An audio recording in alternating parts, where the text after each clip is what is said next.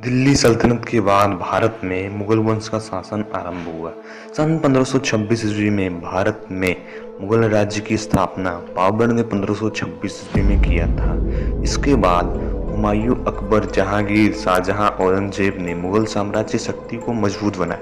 फिर मुगलों ने पूरे भारत पर अपना सत्ता स्थापित कर लिया। आज हम बात करने वाले हैं मुगल साम्राज्य की नींव रखने वाले बाबर की, जिसने 12 वर्ष की उम्र में ही अपना पहला युद्ध लड़ा। बाबर ने भारत पर प्रथम आक्रमण बाजौर पर सन 1519 ईस्वी में सिपाही जाति के विरुद्ध किया, परंतु उसका प्रथम महत्वपूर्ण आक्रमण 1526 ईस्वी में हुआ। बाबर द्वारा लड़े गए प्रमुख युद्धों में से पहला युद्ध पानीपत का युद्ध 21 अप्रैल 1526। इसमें बाबर ने इब्राहिम लोदी को हराकर भारत में मुगल साम्राज्य की नींव रखी।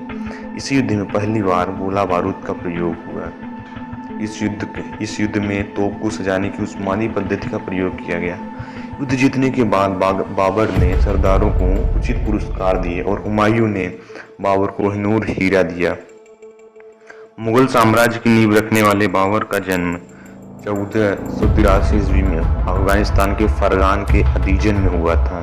बाबर का पूरा नाम जहीरुद्दीन बाबर मोहम्मद था और बाबर के माता पिता का नाम कुतलुग निगार उमर शेख मिर्जा था। बाबर ने तिमूरी परंपरा के विरुद्ध प्रथम बार मिर्जा के स्थान पर बादशाह की उपाधि धारण की और विजय के उपरांत धारण की।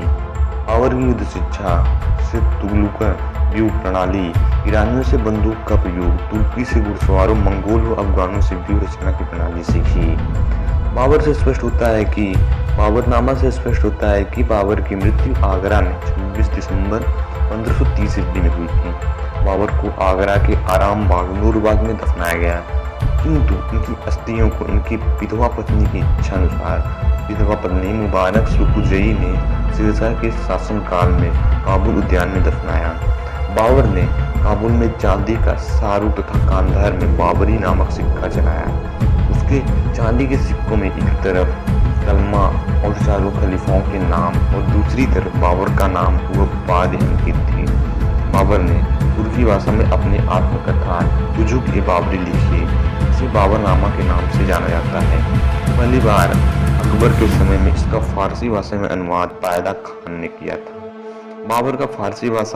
बाबरनामा का फारसी भाषा में अंग्रेजी में अनुवाद सबसे पहले लीडन आर्स्किन व एल्किंग ने 1826 ईस्वी में किया। बाबर ने तुर्की भाषा में एक काव्य संग्रह दीवान का संकलन कराया। उसने मुबैयान नामक एक पद शैली का विकास करवाया। बाबर ने रिसाल ए उसज की रचना की, जिसे खत ए बाबरी भी कहा जाता है। दूसरा युद्ध खानवा का युद्ध 16 मार्च 1527 ईस्वी में। खानवा सीकरी से 10 मील दूर पर यह स्थान है जहां पे बाबर ने राणा सांगा मेवाड़ शासक को हराया। युद्ध जीतने के बाद बाबर ने काजी की उपाधि धारण की। तीसरा युद्ध चंदेली का युद्ध 29 जनवरी 1528 ईस्वी में। इसके बाद बाबर ने मेदिनी सराय को पराजित किया। मेदिनी सराय की 2 पुत्रियों में से एक को हुमायूं तथा दूसरी को कमरान को प्रदान किया गया। चौथा युद्ध घाघरा का युद्ध 5 अप्रैल 1529 ईस्वी में। इस युद्ध में अकबर ने घाघरा तट पर अफगानों को पराजित किया। यह युद्ध बाबर द्वारा लड़ा गया अंतिम युद्ध था। मध्यकालीन इतिहास में घाघरा का प्रथम युद्ध था जो जल व स्थल दोनों स्थानों पर लड़ा गया।